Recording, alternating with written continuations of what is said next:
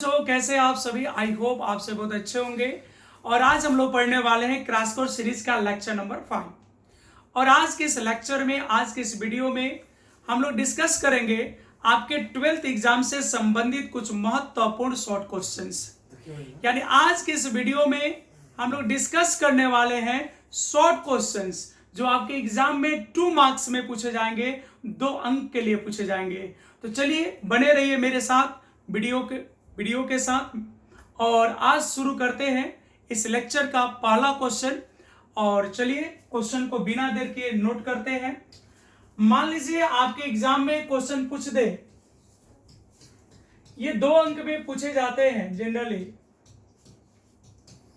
आवेश के 3 गुण को लिखे। तो हम लोग ऐसे क्वेश्चन ले लेते हैं, आवेश क्या है या आवेश किसे कहते हैं। आवेश किसे कहते हैं, आवेश किसे कहते हैं, इनके 3 गुणों को लिखे। इनके 3 गुणों को लिखे। ठीक है, 3 गुणों को लिखे। इनके 3 गुणों को लिखे। तो जनरली ये पूछता है कि आवेश के 3 गुणों को लिखे। हम साथ में आवेश को लेके चल रहे। ठीक है, अब प्रश्न ये है कि आवेश का डिफिनेशन आपको बताना है। तो ये सबको पता है कि आवेश या विद्युत आवेश क्या है। तो आवेश किसको बोलते थे बच्चा लोग?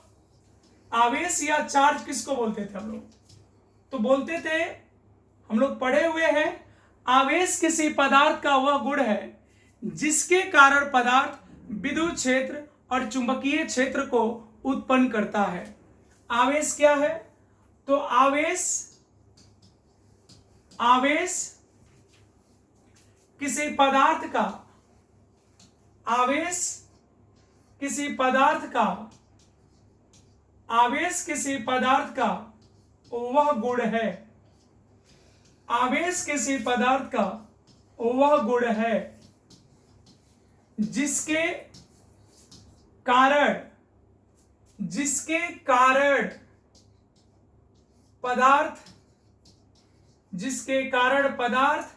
विद्युत क्षेत्र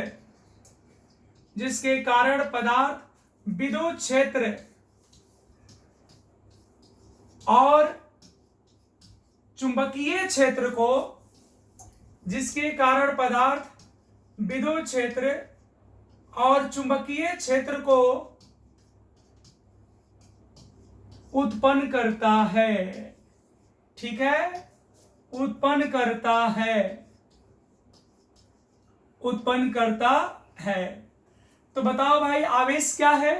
तो आवेश का सिंपल डिफिनेशन एकदम कि आवेश किसी पदार्थ का वह गुण है जिसके कारण पदार्थ विद्युत क्षेत्र और चुंबकीय क्षेत्र को उत्पन्न करता है।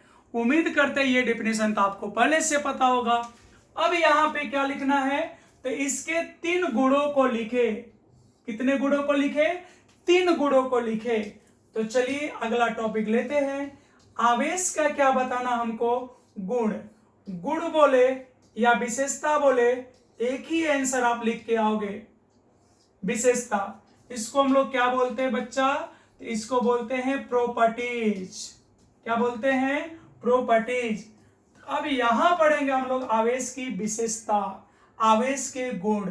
तो चलिए विशेषता नंबर 1 लिखते हैं। और सबसे पहले ये आपको बताते हैं आवेश कैसी राशि है बच्चा? तो आवेश अदिश राशि है। आवेश कैसी राशि है? तो आवेश अदिश राशि है।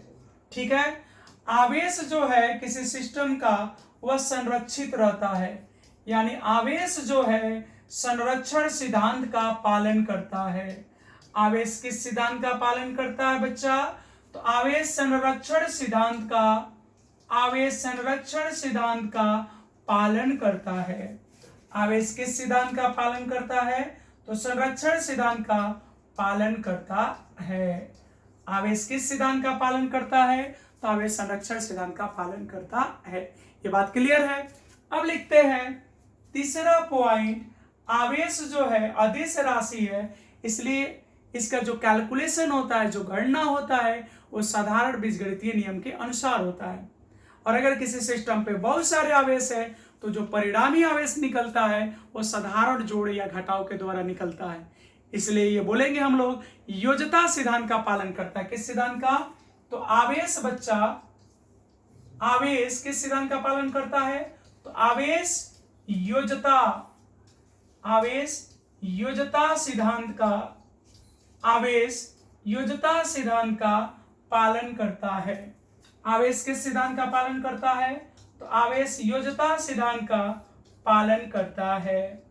ठीक है बच्चा, ये 3 गुण आपसे पूछे गए थे और तीनों गुण आपके हो गए, कोई प्रॉब्लम नहीं होनी चाहिए। ठीक है, अगर और लिखना चाहते हो यहाँ पे तो लिख लो, आवेश जो है क्वांटमीकरण सिद्धांत का पालन करता है।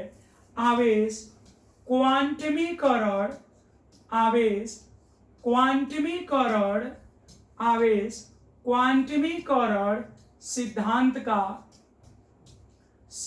का पालन करता है। आवेश क्वांटमीकरण सिद्धांत का पालन करता है, पालन करता है। तो हम लोग पढ़े थे ना आवेश में Q equal to plus minus n e, ये कौन सा सिद्धांत का था? क्वांटमीकरण का था। ये कौन सा सिद्धांत का था? क्वांटमीकरण का। तो आवेश किस सिद्धांत का पालन करता है? तो क्वांटमीकरण सिद्धांत का पालन करता है। क्लियर है? अब जब इतना पढ़ लिए तो एक और लिख लेना, समान प्रकृति वाले आवेशों के बीच, समान प्रकृति वाले, समान प्रकृति वाले, समान प्रकृति वाले आवेशों के बीच क्या होता है बच्चा? तो प्लस प्लस में प्रतिकर्षण, प्लस प्लस में क्या होगा? प्रतिकर्षण। जब प्लस प्लस को देखेगा तो बोलेगा दूर हो जाओ मेरी नजरों से, हम तुम्हें देखना भी नहीं चाहते हैं। यानी प्लस को प्लस से प्रेम नहीं होगा, माइनस को माइनस से प्रेम नहीं होगा। प्लस प्लस को देखते ही दूर भागेगा, माइनस माइनस को देखते ही दूर भागेगा। ठीक है, तो समान प्रकृति वाले आवेशों के बीच क्या होता है बच्चा? तो समान प्रकृति वाले आवेशों के बीच प्रतिकर्षण बल लगता है। कैसा बल लगता है? तो प्रतिकर्षण बल लगता है। ठीक है, और इसके विपरीत मान लो प्लस हो जाए, एक माइनस हो जाए, तो यहां आगे विपरीत प्रकृति, और प्लस माइनस जो भी होगा उसको कुछ कुछ होने लगेगा और उसके दिल में गाना बजेगा। कौन सा गाना बजेगा? एक बार आजा आजा। उसको देखते ही गाएगा कि एक बार आजा आजा दिलदार को तरसे अखिया। ठीक है, तो प्लस माइनस को देखेगा तो क्या होगा? अट्रैक्ट होगा, उनके बीच में क्या होगा? आकर्षण होगा। तो यहां पे लिख लेते हैं हम विपरीत प्रकृति, विपरीत प्रकृति वाले, वाले विपरीत प्रकृति वाले आवेशों के बीच, विपरीत प्रकृति वाले आवेशों के बीच कौन सा बल लगेगा? तो आकर्षण बल लगता है या आकर्षण विद्युत बल लगता है। आकर्षण बल लगता है या आकर्षण विद्युत बल लगता है। अब तो 2 नंबर आपके किसी भी तरह मिल जाएंगे। इतना कर लो, इस आवेश के क्वेश्चन पे आपको कोई नहीं रोक सकता है 2 नंबर लाने से। क्लियर? एकदम 2 नंबर किसी भी तरह आ जाएगा। अब चलिए आज का देखते हैं दूसरा क्वेश्चन। ठीक है, अब यहां अगला जो क्वेश्चन है वो भी आपके बोर्ड के लिए महत्वपूर्ण है, बहुत बार बोर्ड में पूछा जा चुका है। कितने अंक का आज चर्चा कर रहे हैं हम लोग? तो आज सिर्फ डिस्कस करने वाले हैं 2 अंक का। और अगला क्वेश्चन आपके लिए है कूलॉम के नियम की, कूलॉम के नियम, कूलॉम के नियम की परिसीमाएं लिखे। कूलॉम के नियम की परिसीमाएं, परिसीमाएं लिमिटेशन, यानी एक तरह से इसको दोष भी बोल सकते हैं, दोष लिखे। कूलॉम के नियम की परिसीमाएं लिखे यानी दोष लिखे। कितने नंबर का बच्चा? तो ये क्वेश्चन भी आपसे पूछा जाएगा, तो 2 नंबर के लिए पूछा जाएगा। तो जैसा कि आप कूलॉम के नियम में जानते हैं कि 2 आवेशों के बीच जो बल लगता है, जो विद्युत बल लगता है, उसके लिए अगर हम बात करें तो ये कैसे आवेश के लिए लग रहा था? तो ये बिंदुवत आवेश के लिए लग रहा था। कैसे आवेश के लिए लग रहा था? बिंदुवत। यहाँ Q1 यहाँ Q2 बीच की दूरी क्या थी? तो R थी। तो बिंदुवत आवेश का मतलब है कि ये दोनों आवेश के बीच की जो दूरी है, यहाँ पे दोनों के बीच की जो दूरी है, इसके तुलना में इसका साइज बहुत छोटा होना चाहिए, तब बोलेंगे बिंदुवत। तो चलिए यहाँ पे बिना देर के आंसर ले लेते हैं। आंसर कूलॉम के नियम की कूलॉम के नियम की निम्नलिखित विशेषताएं हैं। कूलॉम के नियम की निम्नलिखित परिसीमाएं हैं। निम्नलिखित परिसीमाएं हैं। कूलॉम के नियम की निम्नलिखित परिसीमाएं हैं। और सबसे पहले लिखते हैं यहां पे 1 नंबर, कूलॉम का नियम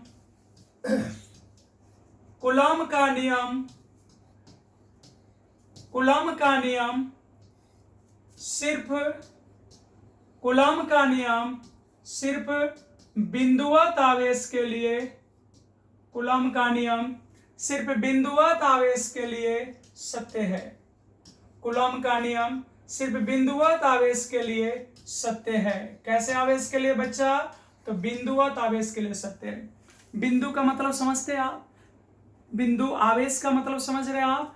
जैसे इन दोनों आवेशों के बीच में जो दूरी है उसके तुलना में अगर आकार बहुत छोटा होगा, मतलब ये जो बीच में गैप देख रहे हो ना, इस गैप के तुलना में अगर आकार जो है बहुत छोटा होगा। बात समझ में आ रही है?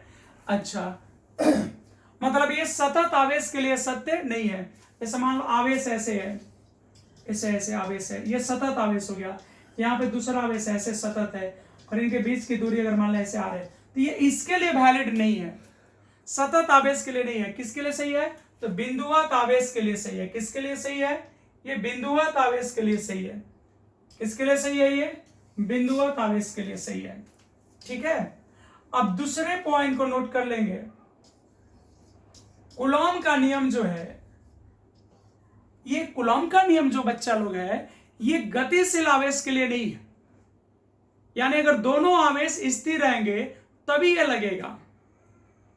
ठीक है, ये दोनों आवेश स्थिर रहेंगे तब लगेगा। ठीक है, तो कूलॉम का नियम किसके लिए सही है? तो कूलॉम का नियम सिर्फ स्थिर आवेशों के लिए, सिर्फ स्थिर आवेशों के लिए सत्य है। सिर्फ स्थिर आवेशों के लिए सत्य है। अर्थात यह गतिमान आवेशों के लिए, अर्थात यह गतिमान आवेशों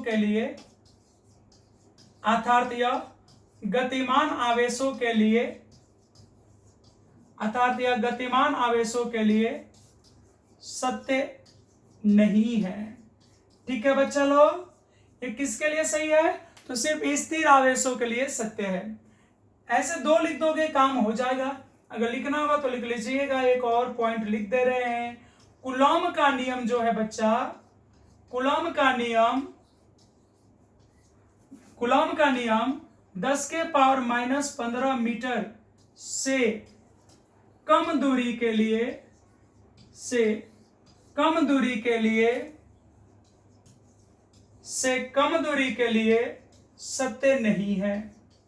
सत्य नहीं है। यानी कूलॉम का नियम अगर आप लगाना चाहते हैं तो कम से कम दूरी, 2 आवेशों के बीच की दूरी जो है वह 10 के पावर -15 मीटर होनी चाहिए। अगर इससे कम दूरी होगी तो फिर उसके लिए वैलिड नहीं है। क्लियर है? ये दोनों इंपॉर्टेंट क्वेश्चन आपको समझ में आ गया होगा। चलिए तीसरे क्वेश्चन की ओर बढ़ते हैं हम। और तीसरा क्वेश्चन है आज का, ये भी 2 नंबर के लिए है। मान लो कहेगा विद्युत क्षेत्र क्या है? विद्युत क्षेत्र क्या है? अगर क्वेश्चन पूछे what is electric field, electric field क्या है? विद्युत क्षेत्र क्या है? तो जैसे सपोर्ट है, यहां पर हम मान लेते हैं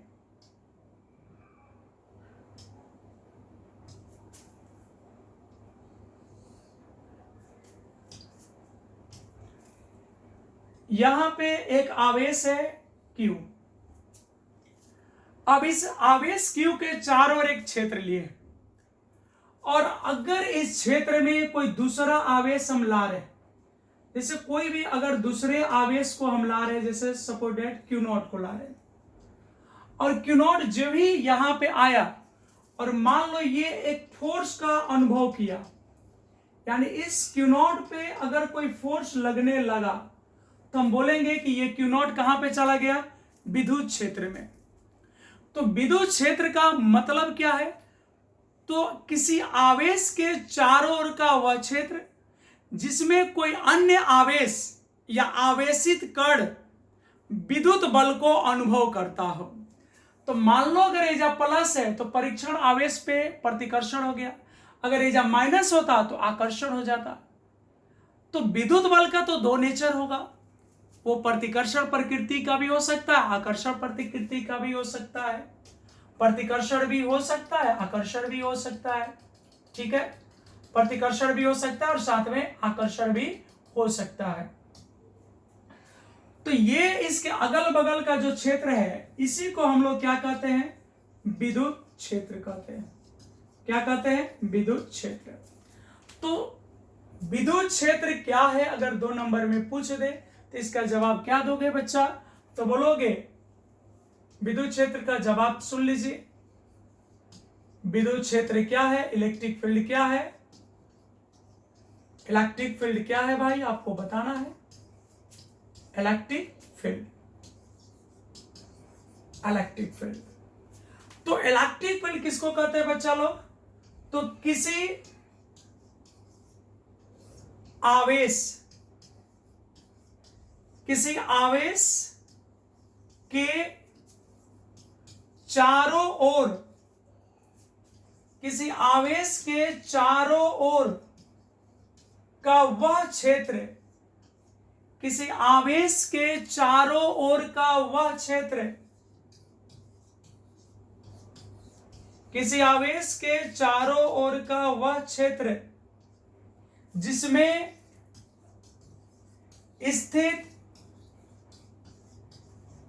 कोई अन्य आवेश, जिसमें स्थित कोई अन्य आवेश या आवेशित कण, कोई अन्य आवेश या आवेशित कण आकर्षण या प्रतिकर्षण, आकर्षण या प्रतिकर्षण विद्युत बल को, आकर्षण या प्रतिकर्षण विद्युत बल को अनुभव करता हो, आकर्षण या प्रतिकर्षण विद्युत बल को अनुभव करता हो, तो उस क्षेत्र को क्या कहते हैं बच्चा? तो उस क्षेत्र को विद्युत क्षेत्र कहते हैं। उस क्षेत्र को क्या कहते हैं हम लोग?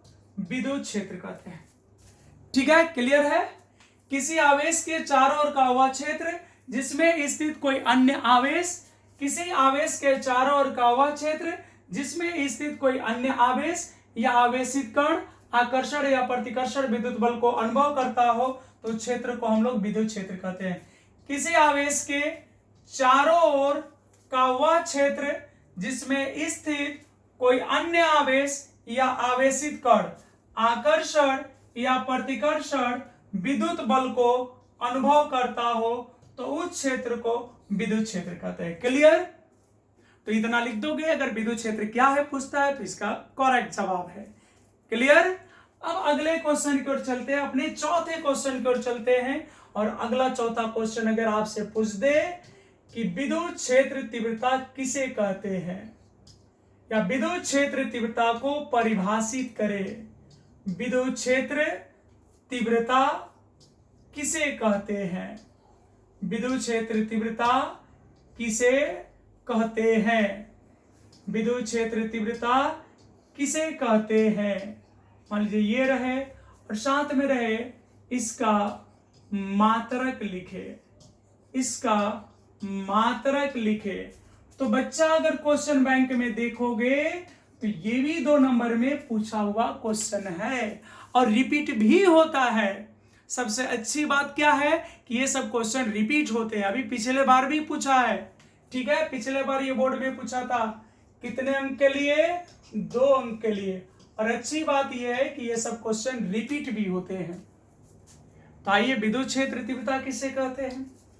तो विद्युत क्षेत्र तीव्रता द्वारा हम लोग किसी विद्युत क्षेत्र के शक्ति को मापते हैं। किसको मापते हैं?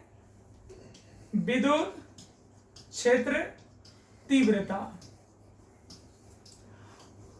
और विद्युत क्षेत्र तीव्रता किसे कहते हैं भाई?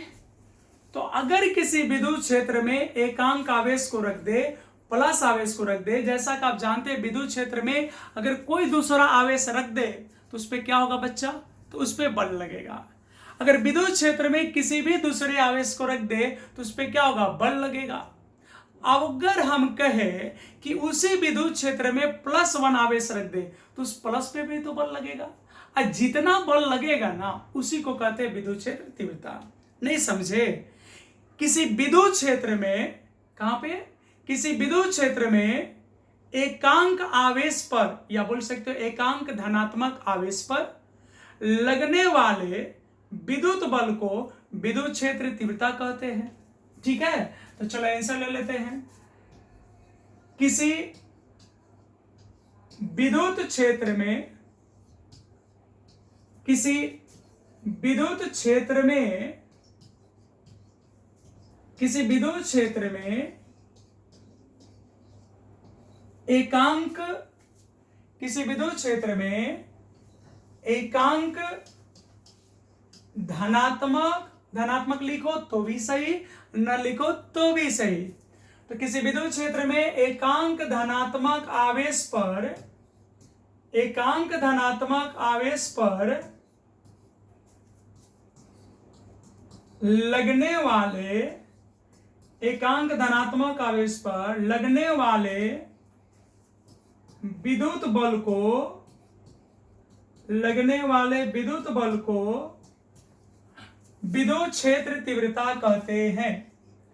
लगने वाले विद्युत बल को विद्युत क्षेत्र तीव्रता कहते हैं। विद्युत क्षेत्र तीव्रता कहते हैं। विद्युत क्षेत्र तीव्रता कहते हैं। इसे ई द्वारा, चाहे ई वेक्टर भी लिख सकते हो, ई वेक्टर भी लिख सकते हो, इसे ई द्वारा सूचित किया जाता है। विद्युत क्षेत्र तीव्रता को किस अक्षर से लिखते हैं बच्चा? तो इसे ई द्वारा सूचित किया जाता है। कौन सा अक्षर सूचित करते हैं? ई द्वारा सूचित किया जाता है। तो विद्युत क्षेत्र में एकांक आवेश पर लगने वाले विद्युत बल को क्या कहते हैं? विद्युत क्षेत्र तीव्रता। और इस विद्युत क्षेत्र तीव्रता का सूत्र होता है E बराबर F बटा में Q। E बराबर सूत्र क्या होता है? F बटा में Q। अब कहोगे कैसे होता है भाई? तो मान लो किसी विद्युत क्षेत्र में Q आवेश पर F बल लगता है, किसी विद्युत क्षेत्र में Q आवेश पर F बल लगता है, तो बताओ एकांक आवेश पे कितना लगेगा? F बटा Q। और उस एकांक आवेश पे लगने वाले बल को ही हम लोग क्या कहते हैं? विद्युत क्षेत्र तीव्रता। मान लो किसी विद्युत क्षेत्र में Q आवेश पर F बल लगता है, तो एकांक आवेश पे कितना लगेगा? F बटा Q, उसी को कहते हैं विद्युत क्षेत्र तीव्रता। अब प्रश्न है कि विद्युत क्षेत्र तीव्रता का मात्रक क्या होगा? तो देखो, बल का मात्रक होता है न्यूटन और आवेश का होता है कूलम। तो यहां पे लिख सकते हो विद्युत क्षेत्र तीव्रता का, विद्युत क्षेत्र तीव्रता का, विद्युत क्षेत्र तीव्रता का एसआई मात्रक न्यूटन प्रति कूलम, क्या होता है, न्यूटन प्रति कूलम। आगे एक फॉर्मूला मिलेगा, E बराबर होता है V बटा R, जिसको हम लोग विभव प्रवणता कहते हैं, और यहाँ V का हो जाएगा वोल्ट और R का हो जाएगा मीटर। तो एक और मात्रक हो जाता है, इसको भी याद रख लीजिएगा, वोल्ट प्रति मीटर होता है। तो इस विद्युत क्षेत्र तीव्रता का SI मात्रक क्या हो गया, एक तो हो गया न्यूटन पर कूलम, दूसरा क्या हो गया बच्चा, तो वोल्ट पर मीटर। क्लियर है एकदम। अगर यहां से एक और बात कर ले, इसका विमीय सूत्र, मान लो विद्युत क्षेत्र तीव्रता का पूछता है विमीय सूत्र, विमीय सूत्र डायमेंशनल फॉर्मूला किसका बता रहे हैं, विद्युत क्षेत्र तीव्रता का। तो देखो E बराबर है F बटा Q, तो F तो बल है, और बल का विमीय सूत्र होता है M L T के पावर -2, और आवेश का होता है AT। तो E बराबर हो गया बच्चा M L T के पावर -3 और A के पावर -1। A के पावर कितना हो गया, -1। तो याद रहेगा ये। तो विद्युत क्षेत्र तीव्रता का विमीय सूत्र कितना हो गया, M L T के पावर -3 A के पावर -1। वहां से एक नंबर का भी क्वेश्चन पूछा जा सकता है। क्लियर एकदम। इसी क्वेश्चन से आपसे पूछ सकता है कि विद्युत क्षेत्र रेखा या विद्युत बल रेखा किसे कहते हैं, कितने नंबर में, 2 नंबर में। तो आज का 5वां क्वेश्चन हम लेते हैं, शॉर्ट क्वेश्चन। मान लो आपसे पूछ दे विद्युत बल रेखाएं, विद्युत बल रेखाएं या विद्युत क्षेत्र रेखाएं, या विद्युत क्षेत्र रेखाएं, विद्युत बल रेखाएं या विद्युत क्षेत्र रेखाएं क्या है, या किसे कहते हैं, विद्युत बल रेखाएं या विद्युत क्षेत्र रेखाएं क्या है, ये भी पूछ सकता है। तो हम लोग ये सोचे कि विद्युत बल रेखा किसको प्रदर्शित करता है। अगर हम कहें कि कुछ ऐसे रेखाएं अगर हम खींच दे, अगर इस तरह की अगर हम रेखाएं खींच दे ऐसे,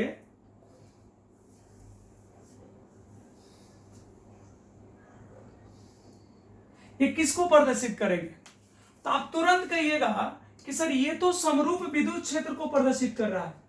ये किसको प्रदर्शित कर रहा है, तो ये समरूप विद्युत क्षेत्र को प्रदर्शित कर रहा है। किसको प्रदर्शित कर रहा है, समरूप विद्युत क्षेत्र को। हो गया परिभाषा।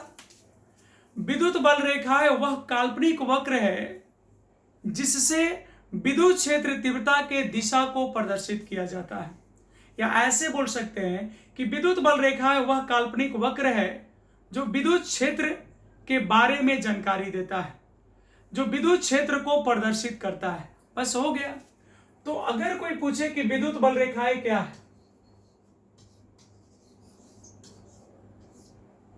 विद्युत बल रेखाएं, विद्युत बल रेखाएं, इलेक्ट्रिक फील्ड लाइंस। तो विद्युत बल रेखा क्या है, विद्युत बल रेखा क्या है, विद्युत बल रेखा, विद्युत बल रेखा वह काल्पनिक वक्र है, विद्युत बल रेखा वह काल्पनिक वक्र है, विद्युत बल रेखा वह काल्पनिक वक्र है जो विद्युत क्षेत्र के, जो विद्युत क्षेत्र के दिशा को प्रदर्शित करता है, जो विद्युत क्षेत्र के दिशा को प्रदर्शित करता है। विद्युत बल रेखा वह काल्पनिक वक्र है जो विद्युत क्षेत्र के दिशा को प्रदर्शित करता है। यानी आप बोल सकते हैं आधार विद्युत क्षेत्र की व्याख्या करता है, प्रदर्शित करता है, अर्थात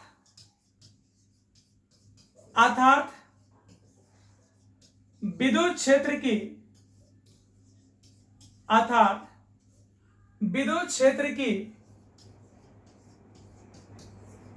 व्याख्या करता है। विद्युत क्षेत्र की व्याख्या करता है। तो इतना में भी काम हो जाएगा। अगर थोड़ा सा और लिखना चाहते हो तो लिख सकते हो। विद्युत बल रेखाएं जो है ये प्लस ले उत्पन्न होती है, यानी धन आवेश से। विद्युत बल रेखाएं कैसे आवेश से उत्पन्न होती है? धनात्मक आवेश से उत्पन्न होती है। विद्युत बल रेखाएं कैसे आवेश से उत्पन्न होती है? धनात्मक आवेश से उत्पन्न होती है और ऋणात्मक आवेश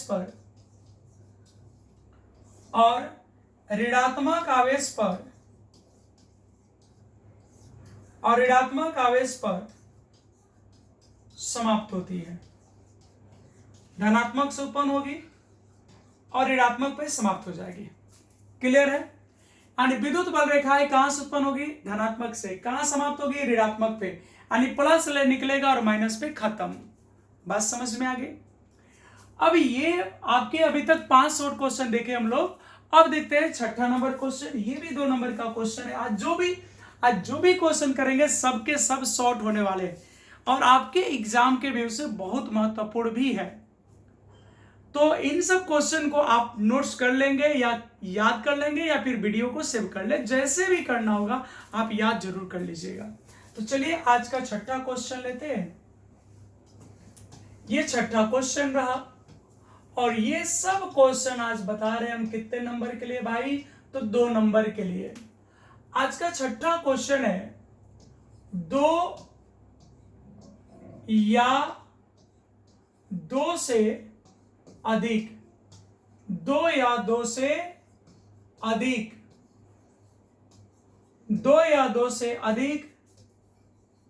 विद्युत बल रेखाएं 2 या 2 से अधिक विद्युत बल रेखाएं 2 या 2 से अधिक विद्युत बल रेखाएं कभी एक दूसरे को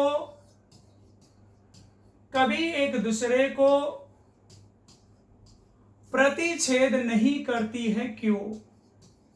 कभी एक दूसरे को प्रतिच्छेद नहीं करती है क्यों? कभी एक दूसरे को प्रतिच्छेद नहीं करती है क्यों? कभी एक दूसरे को प्रतिच्छेद नहीं करती है क्यों? कभी एक दूसरे को प्रतिच्छेद नहीं करती है क्यों? कभी एक दूसरे को प्रतिच्छेद नहीं करती है क्यों? यह प्रश्न है। तो जैसा कि आपको पता है कि विद्युत बल रेखाएं विद्युत क्षेत्र के दिशा को प्रदर्शित करती है और अगर प्रतिच्छेद करेगा तो देखिए यहां पे क्या होगा। मान लीजिए यहां पे 2 विद्युत बल रेखा हम बनाते हैं। एक ये हो गया और एक ये हो गया। यहां पर हमने 2 विद्युत बल रेखा बना लिया 2 कलर का यूज करके। अब ये जो विद्युत बल रेखाएं एक दूसरे को प्रतिच्छेद कर रही है, ध्यान दीजिएगा, ये 2 विद्युत बल रेखाएं जो एक दूसरे को प्रतिच्छेद कर रही है किस बिंदु पे? इस बिंदु को हम मान लेते हैं ए। अब इस ए बिंदु पे तो ये प्रतिच्छेद कर रही है। अब ये जो येलो वाला लाइन है, ये ऊपर वाला जो येलो वाला लाइन है, इसके वजह से अगर विद्युत क्षेत्रता चाहिए तो यहां पे स्पर्श रेखा खींच दीजिए। यहां पे स्पर्श रेखा खींच लो, ये हो गया। अगर उस बुल्लू वाले के लिए चाहिए तो इससे स्पर्श रेखा खींच दीजिए। अब बताइए बच्चा लोग, ध्यान देना, यहां पे एक ही बिंदु पर एक कितनी दिशाएं होगी? ये कह रहा है कि विद्युत क्षेत्र तीव्रता इधर जाएगा ए बिंदु पर और ये कह रहा है कि ये बिंदु पर विद्युत क्षेत्र तीव्रता इधर होगा। तो बताओ विद्युत क्षेत्र तीव्रता तो सदिश राशि है, तो एक जगह पे एक ही दिशा ना होगा। आई जब दुइये को रेखा कटा तो दो को दिशा हो गया, तो क्या ये संभव है? आज जब दुइयों को पे दो को दिशा हो गया तो दो से ज्यादा जब होगा, 3 गो 4 गो 5 गो, तो 3 गो 4 गो 5 गो दिशा हो जाएगा। तो क्या सदिश राशि का एक से ज्यादा दिशा हो सकता है? नेवर, कभी नहीं। सदिश राशि का एक निश्चित दिशा होता है, एक बिंदु पे एक ही दिशा होता है। तो इसी बात को लिख लेना यहाँ पे। तो कैसे लिखोगे? 2 या 2 से अधिक, 2 या 2 से अधिक विद्युत बल रेखाएं, 2 या 2 से अधिक विद्युत बल रेखाएं, 2 या 2 से अधिक विद्युत बल रेखाएं कभी एक दूसरे को प्रतिच्छेद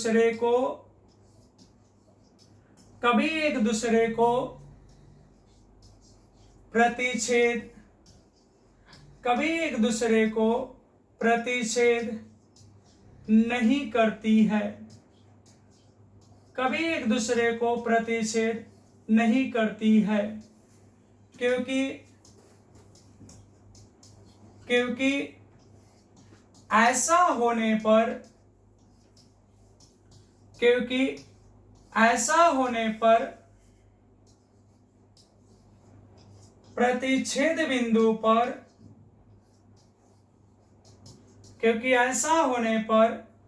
प्रतिच्छेद बिंदु पर विद्युत क्षेत्र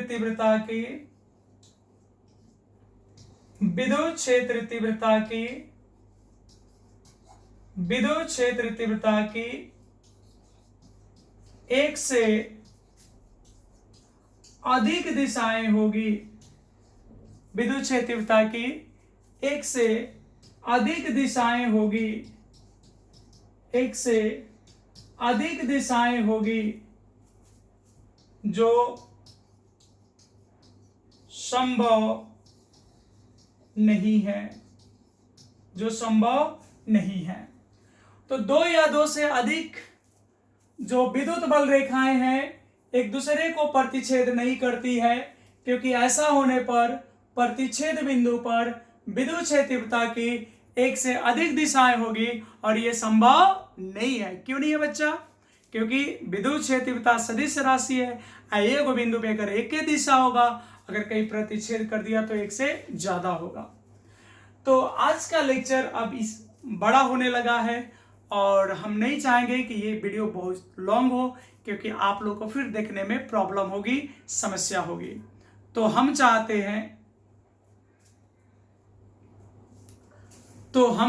हैं कि आज का वीडियो इतना ही पे रोका जाए। आज के लिए इस क्लास में इतना ही, और हम सब मिलते हैं अब नेक्स्ट क्लास में, नेक्स्ट लेक्चर, नेक्स्ट वीडियो के साथ। धन्यवाद आप सभी का।